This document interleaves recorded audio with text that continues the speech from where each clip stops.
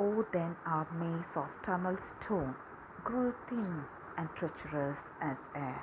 The cause was lost without a groan, the famous citadel overthrown, and all its secrets galleries bare.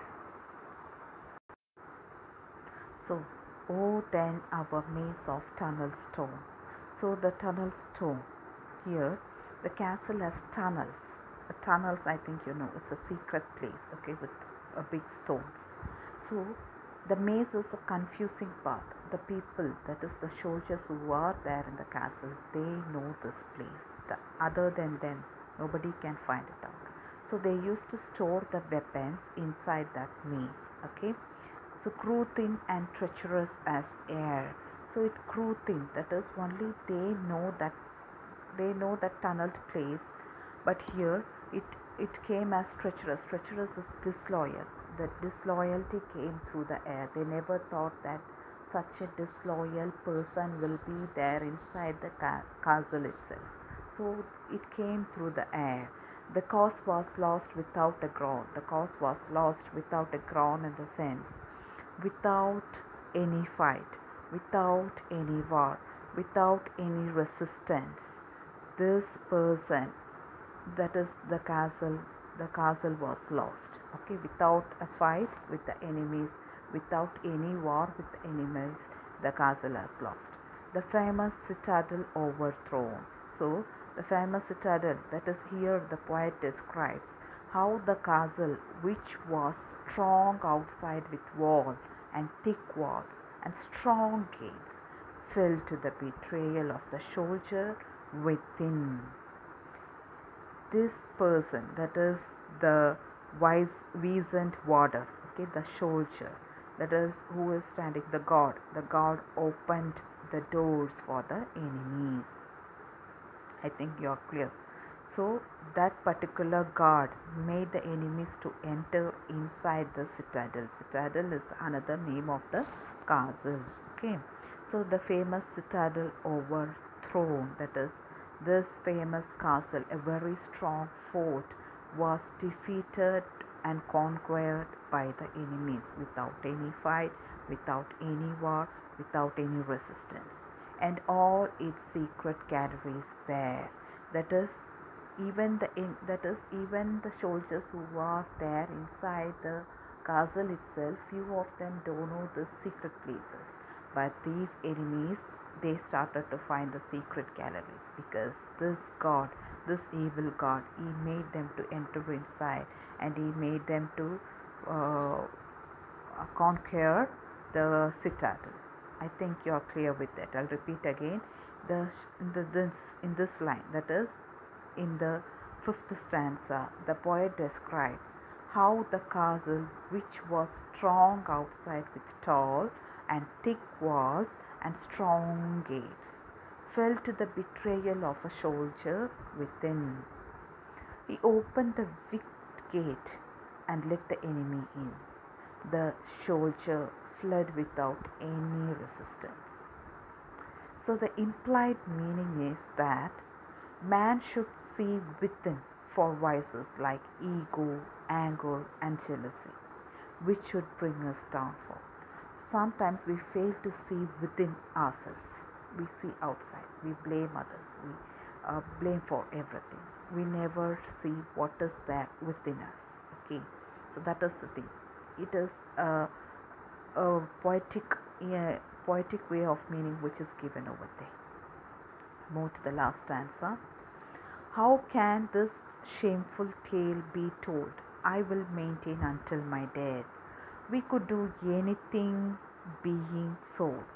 Our only enemy was gold, and we had no arms to fight it with. So, what the soldiers are saying here is, how can this shameful tale be told? Tale is a story. Okay. So this shameful tale cannot be revealed to anybody over there, because this is not the enemy actually who betrayed or who defeated. It is the person who is inside the citadel who has made the castle to get betrayed, to get defeated. So this shameful tale cannot be told to anybody. That is what the poet is mentioning here. I will maintain until my death. That is, the narrator is a soldier here. Should be very clear, wherever I is there, it's the narrator. So he is a soldier here, is saying, who was witness to the betrayal by one within them. So the witness, that is the person who betrayed, is one within themselves. So letting in the enemy through the wicket gate, that is, this soldier had made the enemy to enter inside the gate. And this was the treacherous and shameful act. This is such a shameful act which cannot be told to anybody over there. So what does he say? He did not want to share it with anybody till his death. So that's what I will maintain is I believe. Okay, so I will never share this thing with anybody till my death. And we could do nothing being sold. So we are not able to do anything over there. The reason is because we were sold. How they were sold? That is, our only enemy was gold. Okay, the gold is mentioned here as it's a trust. That is the betrayal of trust, the treachery.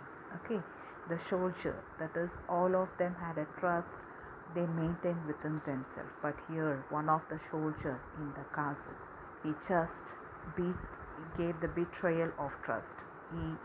He was the person within, and he was the person who made the enemy to get inside the castle.